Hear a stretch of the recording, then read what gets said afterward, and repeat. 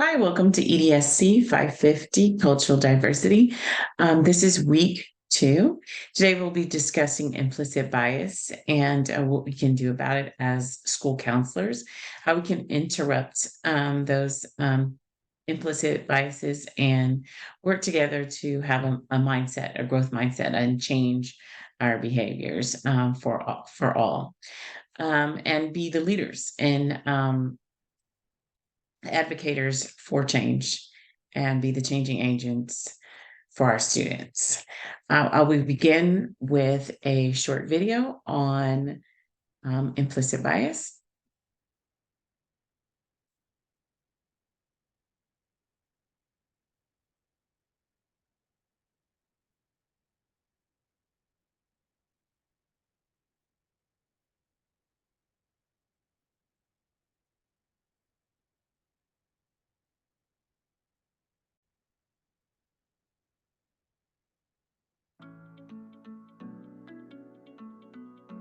You may have heard the term implicit bias before, but what is it? Why does it happen?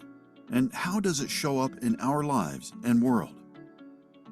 Implicit biases are essentially thought processes that happen without you even knowing it. Basically, mental shortcuts and judgments that occur in both positive and negative ways, some of which you might not even agree with. These biases stem from very normal mental functioning and exposure to things like the media, news, our education, and any type of experience with others. Think of these experiences as having an invisible effect on how your brain gets wired, something you are unaware of as it happens. This wiring creates mental associations that lead to biases because of the cycle of socialization. Consider this. When you hear peanut butter, your mind likely goes to jelly. Despite peanut butter and jelly being completely independent from one another, we all associate them in this way because we constantly see them represented together. We all have associations like this that we haven't intentionally created. But it's important to understand that not all of our implicit biases are as innocuous as peanut butter and jelly. These biases too often shape the language we use and the ways we interact with others, based on race, ethnicity, gender identity, sexual orientation, and other cultural identities. This cycle of socialization can lead to microaggressions, stereotypes, discrimination, and even violence. These unintended sentiments that are embedded within the cycle socialization are built around a culture of white supremacy that we must continually acknowledge, confront, dismantle, and disrupt to advance the work of racial and social justice. We know that to advance racial and social justice, we must be willing to challenge our implicit bias by confronting the biases in our own lives. Just as our brains have been wired to create these unjust associations, it can also be unwired as you confront and disrupt the process by questioning your assumptions, educating yourself, and taking a stand. At the NEA, we challenge you to stay engaged, dig deeper, and ignite your passion for racial and social justice in our world, communities, and schools.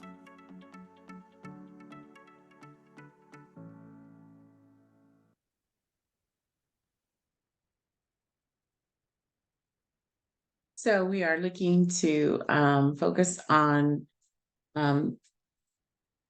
our social bias and implicit bias and kind of interrupt that thought process and see how we can be effective agents of change for our students.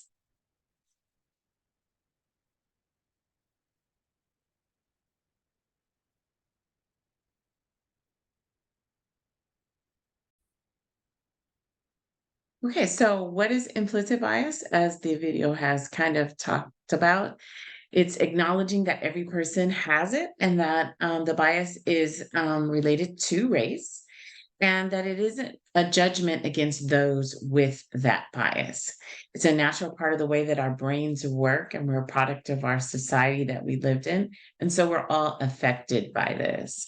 One of our constant struggles that we have is the work of equity and the feeling that we're stuck. The system is set up for disadvantaged people of color. Um, in fact, the educational system was created for white people and has drastically changed over the years.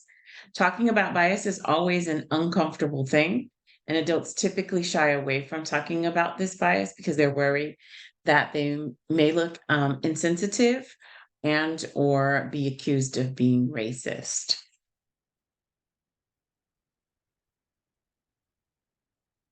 So some of the statistics have shown that the students of color achieve significantly at lower rates than other white students. And you might hear about parent involvement, poverty, attitude towards education, and other factors that presume superiority of the mainstream white culture to justify the low achievement rates. But there has been some data and statistics that showed that average reading scores for eighth graders of Black students from middle class households is actually the same as white students from household eligibility for free and reduced lunches. So 78% of African American people in the United States do not live in poverty. This is according to the Kaiser Foundation, 2017. And even though the vast majority of African American friends, students, and colleagues are not living in poverty, there's often a false association between poverty as being Black. So when we reflect our beliefs about lower achievement, we may want to realize that there are some assumptions that are made that are not factual and supported by data, and that we would prefer perhaps to blame social economic status on achievement, but in reality, achievement is not accessible to Black students in the way it is for white students, regardless of economics involvement and or attitude. And we talked a lot about this last week when we talked about opportunity gaps instead of achievement gaps. Some points to consider. Bias can exist whether you consciously agree with it or not. We use our explicit cognitive thought process to explain away our implicit automatic responses. Ethical standards and position statements for the American Counselor Association underscore the importance of combating biases and increasing cultural competencies for school counselors. So we do have our ethical standards that we adhere to, and that we are making sure that we're agents of change. So again, the definition of implicit bias is also known as implicit prejudice or implicit attitude. It's a negative attitude which one is not consciously aware of against a specific social group.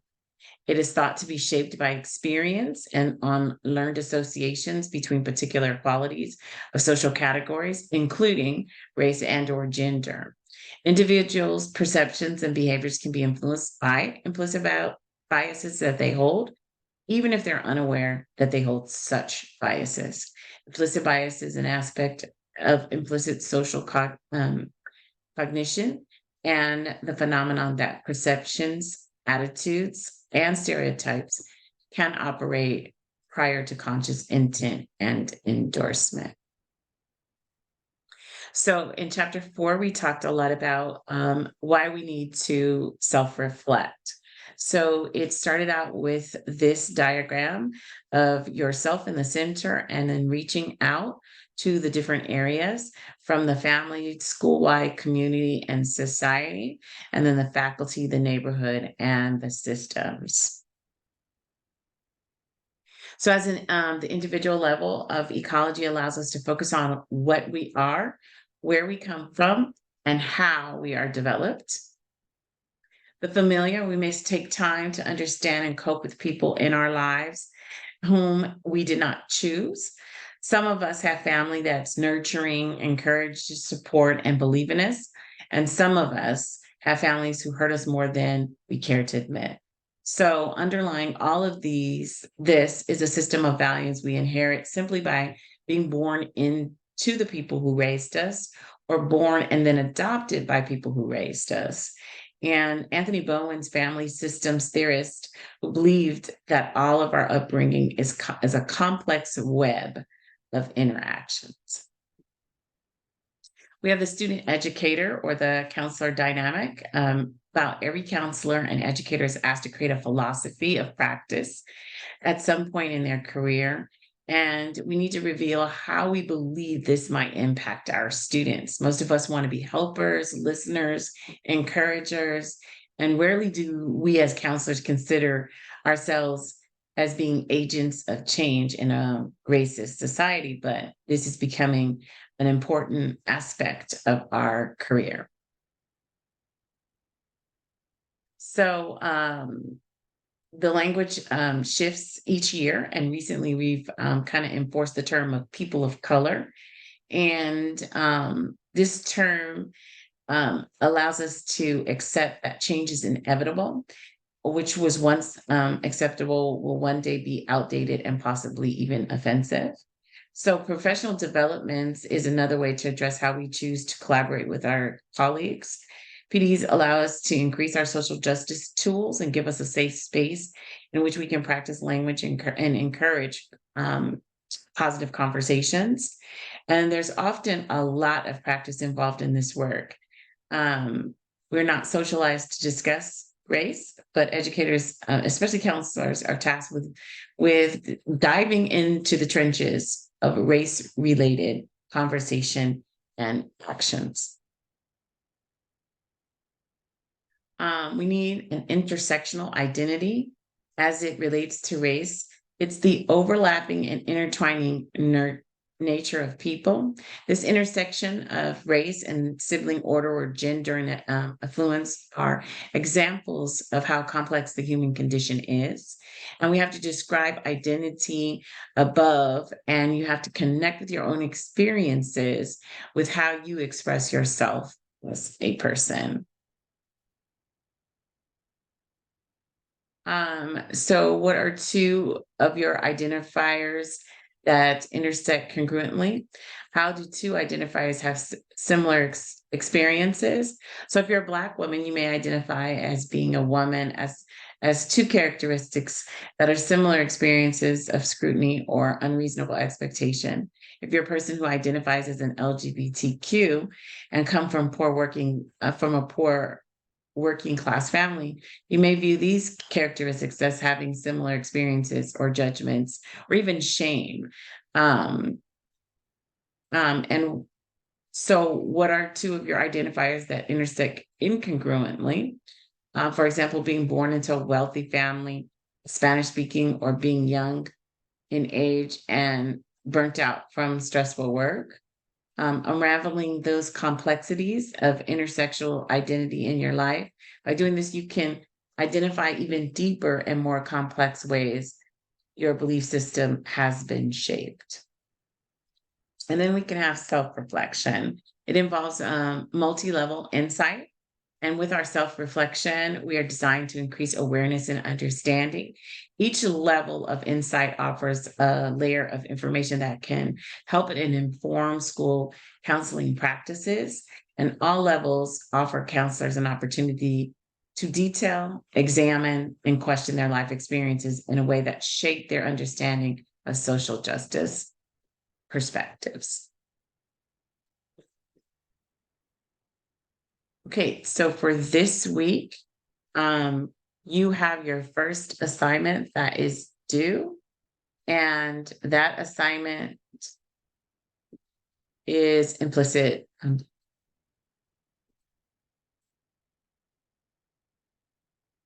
Your assignment for this week is the achievement gap. So you'll be focusing on the data that you collected and writing your 2-page response for 2 to 3 page response for the achievement gap, collecting all of that information. And I will see you week 3.